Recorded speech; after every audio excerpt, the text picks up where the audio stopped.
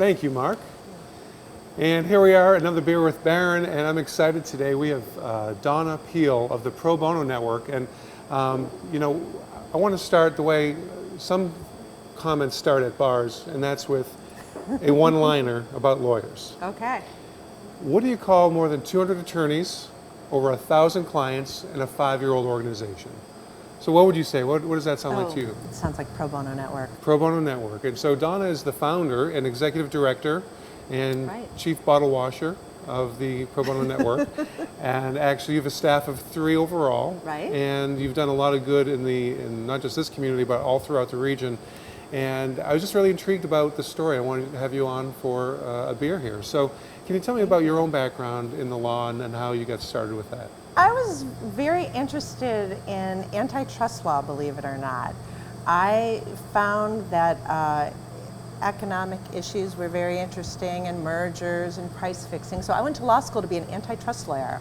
And I practiced antitrust law at the Department of Justice for 11 years before my 2 children came. And we moved here to Chicago and moved to Oak Park. Excellent. And I became a stay-at-home mom. All right. And so there's a period of time there where you weren't practicing law. That's right. Other than mediating between your children. Yes. I'm sure. And other things Yes. that come up in the household. That's right. And so so you're at a crossroads at that point when your younger of your 2 sons went to school. Yep. And so at that point, was there a clear vision that you wanted to do something different within the law, or Right. how did this come Well, I was about? laughing because I thought you meant a clear vision as to Pro Bono Network, and the answer would be very, very much no. But I definitely was feeling that itch of I loved practicing law, but if you remember 5 years ago was also the housing foreclosure crisis. And there was a lot of media attention about legal aid and a huge need for volunteer lawyers. People were waiting over a year for lawyers, but it wasn't just housing. As that issue kept coming to light, I'd read more and more stories about other simple human rights other than safe housing. There's also, protection from an abuser or family unification. And I thought, well, I think I'll volunteer and get my feet back into the legal field. But it was very difficult, and that was very surprising to me. Try to navigate and find who to match up with. Talk about that a little bit. Yes, very much so. Well, there are a lot of legal aid organizations in Chicago, and so it's just starting with what you just said, even navigating where to start. And then I did try one, and the training times, because I'm an antitrust lawyer, I don't know a lot about, actually had to help a person one-on-one, so I had to be trained. And those times were always times when my kids were out of school. And inevitably, when I would decide I'm going to volunteer today, would be the day I'd get a call from the school that my child was sick. Right. And I would think, what was I thinking that I could represent a client when I have other responsibilities? Right. And it was really through, walking around with girlfriends around the neighborhood and really thinking this through and thinking, well, I can't be alone on this. And so I had this idea, what if we all got together, people like me, and took away those barriers? What if we provided backup for one another? And maybe if there are 10 of us, a legal aid organization would come to Oak Park and train us in the morning. Coffee instead of cocktails is what we kept saying. And when you say I was the founder, I'm proud to say I came up with the idea, but it was definitely founded by the 10 women who showed up the day of the blizzard in February 2012. Oh, I remember that well. Do you? I do. That was hard to navigate that day, but we managed somehow. It was. The legal aid agencies in all of Illinois, the people that we've been working with are brilliant, and you could not pay for better representation than some of these people. They are experts in their field, but for our purposes, not only can they lend their expertise in the legal area, but they have the expertise in triaging who needs a lawyer before somebody else, because there's just not enough attorney volunteers to go around. And to leave that intake to the legal aid agencies is extremely efficient for us, and also we don't want to duplicate services. So basically that's how it's decided. It's decided by the legal aid agency who the Pro Bono Network will represent. Why should people who don't need your services care about the services you're providing people? What's the bottom line overarching result for society? Well, we all say the Pledge of Allegiance, and at the end of that is injustice for all. So we all care about it as Americans, and justice and the ability to have equal justice shouldn't be dependent on how much a person makes.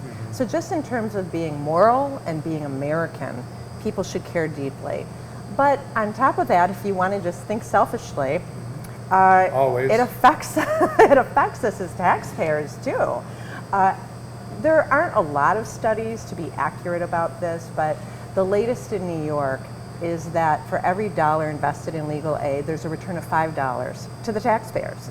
Because think about it, if a person loses their home, that safety net, there's a plethora of services that are now needed. If an abuser is not kept safe, we have medical issues, right? If a family is not kept intact, there are issues not just with that particular client, but with their children as well that we have to continue to serve. And how far do you draw from? I know it's not just an Oak Park thing. Well, that's interesting you mentioned that, because this year most of our volunteers did not come from Oak Park or River Forest. We draw from as far as Highland Park, Aurora, Glencoe. People will do anything to avoid driving downtown, I think, to be trained, but they don't have to be downtown with us. They could take on a matter where they are trained at home, they pick up the phone at home, and they work on something for 2 hours and they've helped a person. Now I know folks may not realize, but the word unique is so overused, but in the context of your organization, Yes. I think it's applicable. Can you talk about what separates you from others that people might confuse you with? Sure. Well, first of all, we're not a standalone legal aid organization, so we do very little in terms of direct representation. What's unique about us is that we are set up to work and expand upon current legal aid that already exists. But the biggest thing that I am most proud of is that we are actively recruiting inactive attorneys. Here in Illinois, you do not have to have an active legal license to practice pro bono. It's really a great thing that was passed here in Illinois by our Supreme Court. And it's encouraged a lot of people who are taking breaks from work, or maybe they've retired, to stay in the game and help people with this law degree that is so sought after. Well, that's so often, I know when people go into the law, and I've known people who have done that, and they've got great intentions, and they do great work, and but sometimes the billable hours and all the other things of life get in the way. So what a great way to really go back to a lot of the root motivation for folks. So funding. Now, pro bono, by definition, is people aren't paying you. That's right. So how does that happen? How do you keep your organization going? Well, luckily, we've just got a great community here in Oak Park who's really helped us take off in so many ways. But one of it is through funding. Also, our Chicago and Illinois Bar Associations have been enormously welcoming to us, and especially us being this new group that takes a while to figure out when you've never heard of what we're doing, on top of the fact that we were outsiders. We weren't experts in legal aid. And what I love about that was when you said and asked, why should people who aren't in the legal system care about equal access to justice?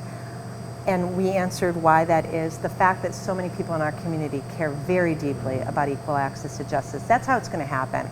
It's people who aren't in the judicial system to decide that they're outraged by the justice gap and to do something about it. Right.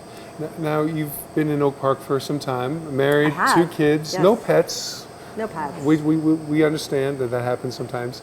Allergies. Yes, allergies, and just can't make it happen. But tell me about Oak Park in terms of what attracted you and your husband to this community, and what keeps you here.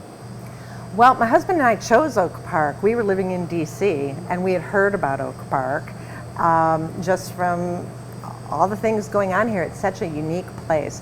But I loved my childhood, and I grew up in Detroit, where every house was different, and there was a sidewalk, and I knew all my neighbors. And that's what I really wanted to create for our children. Right. And that's what we have here. We also have just such social-minded individuals that come to Oak Park. And we're diverse in so many ways. I mean, economically, racially, politically, and I love it. And I love that we're all able to debate everything to death. Yes, yes, but there's passion behind all of that. There is. And a passion for good and for helping others and helping community, and that's what Pro Bono Network is all about.